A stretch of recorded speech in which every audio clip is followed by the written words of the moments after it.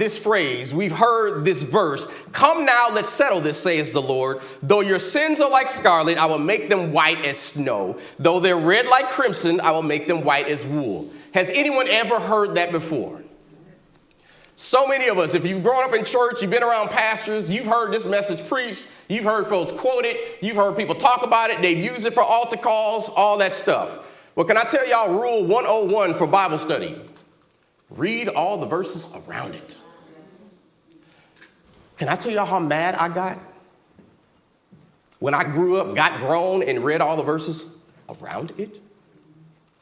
And realized all these pastors that have been preaching me this stuff either hadn't read the verses or chose to ignore them.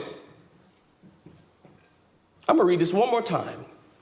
Come, let's settle this, says the Lord. Though your sins are like scarlet, I will make them white as snow. Though they're red like crimson, I will make them white as wool. Well, for me, when I'm doing Bible study, the first thing I want to know is, what are my sins that are scarlet? You says, I will make them white as snow. What is them? What are the things you're talking about? Though they are red. What's red like crimson? I will make them white as wool. Okay, Jesus, I hear you. Now I want to ask the question, what are the things that you were talking about? So let's look at the rest of this verse and see what God was saying in Isaiah. So in Isaiah chapter 1, verse 11, going back, it says, what makes you think I want all of your sacrifices? God has an attitude. I'm sick of your burnt offerings of rams and the fat of fattened cattle. I get no pleasure from the blood of bulls and lambs and goats. When you come to worship me, who asked you to parade through my courts with all your ceremony? Stop bringing me your meaningless gifts. This incense of your offerings disgust me. You know, we preach about, offering God a sweet smelling aroma, right? And here he's saying, yeah, that the stuff you offer me right now actually disgusts me. As for your celebrations of the new moon and the Sabbath and your special days for fasting, they are sinful and false.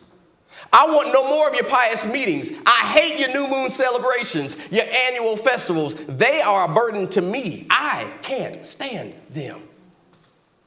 You know, when you're doing all that stuff and you think you're doing it for God. When you lift up your hands in prayer, I won't even look. Though you offer many prayers, I will not listen, for your hands are covered with the blood of innocent victims. And the verse right before says, wash yourselves, be clean, get your sins out of my sight. Well, God, what are my sins? Give up your evil ways. God, what are my evil ways? He says, learn to do good. Seek justice. Help the oppressed. Defend the cause of orphans. Fight for the rights of widows. Oh, then when we go back and we see this verse, though your sins are like scarlet, I will make them white as snow. Because I haven't been learning to do good. My sins that are red as crimson, I haven't been seeking justice.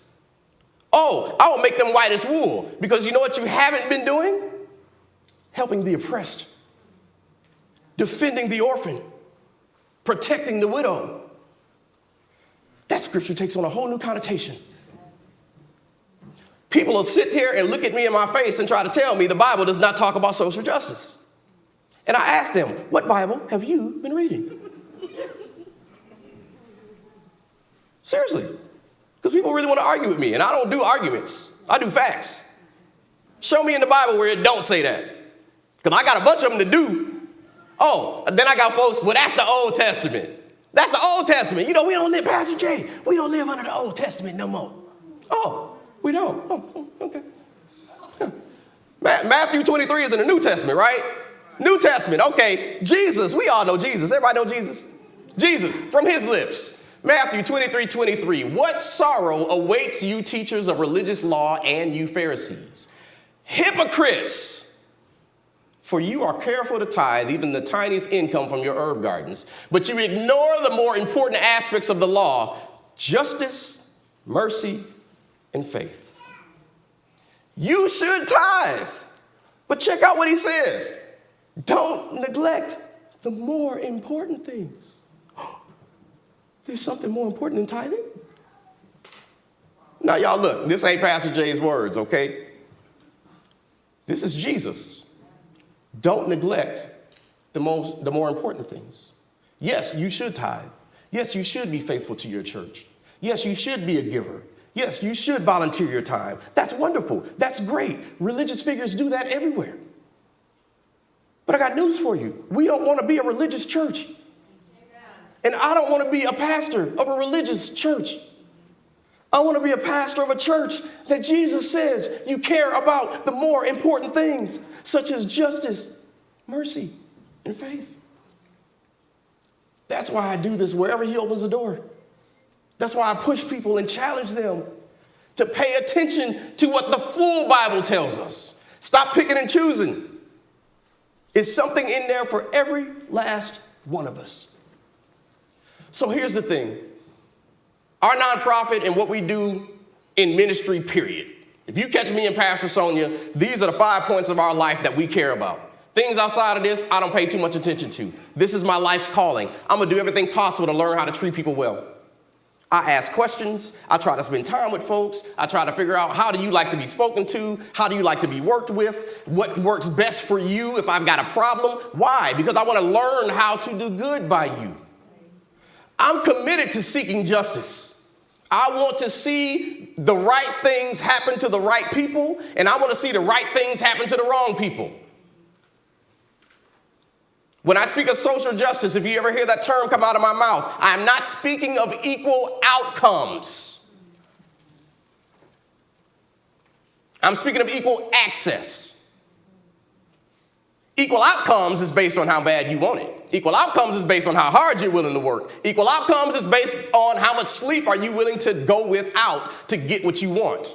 Equal access means I want opportunities to have the same education you have. Equal access is, I want high-paying jobs in my community. Why do I have to drive all the way to yours? Amen. Equal access is, can I get a grocery store in North Chicago? Amen. Equal access. So if you hear me ever talk about social justice, we're talking about access, because we all know that if you live in certain zip codes, you are more likely to have a certain type of education than if you live in others. That's not equal access. If you live in certain zip codes, you're more likely to have healthier food options than if you live in another one. That's not equal access. Now, if we give you equal access and you steal 450 pounds, that's your fault.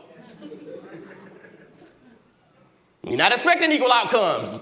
The person that goes and works out every day at the gym, looking nice, tight, and fit, and you walking around sitting on your couch 48 hours a day, you're probably not going to have the same outcomes.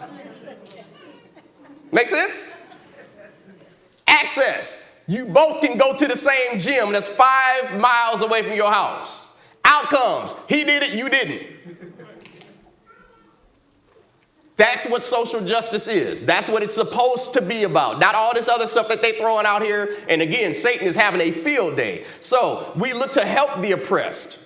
Those that are navigating spaces where they're not able to move forward in a way that should be accessible to anybody that is living and breathing.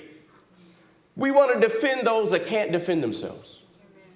This is why here at this church, we've said that our 3 pillars are going to be children, teenagers, and single moms. Why? Because in James it says perfect religion, if you really want to get into it in the heart of God, is to take care of widows and orphans in their distress. We will be that church. We just want to align ourselves with God. Why is it easy here? Why do things grow? Why do things work? Because we get out the way and just align ourselves to what God wants. We challenge him with his word. Lord, you said you want to take care of widows and orphans. We want to do the same thing. Let's partner. And he says, that's all I wanted. I'll send you whatever you need as long as you line up with what I said I want to do. And the last thing is we want to fight for those without a voice. Very simple. Widows, back in the Bible, women that didn't have husbands had no voice. Many of them died because they had no means of taking care of themselves, which is why they would typically marry the brother of the husband who died, because they needed the protection, they needed the covering, they needed somebody to take care of them. So we have to be a church that fights for the rights of those that don't have a voice. We have to use our ability, we have to use our numbers, we have to use what God is blessing us here with to challenge the status quo in areas where there's not equal access, which means we get to knock on the mayor's door, which means we get to have conversations with our aldermen, which means that as we put programs in place, we go to them and expect them to support it. Because we're out here doing work that should align with what you said you want to do, which should, if we do this well, it should bring your crime rates down. Should bring your education systems up. We do this well. We should be able to get businesses started. We should be able to see children reading well by the 4th grade if we do this well.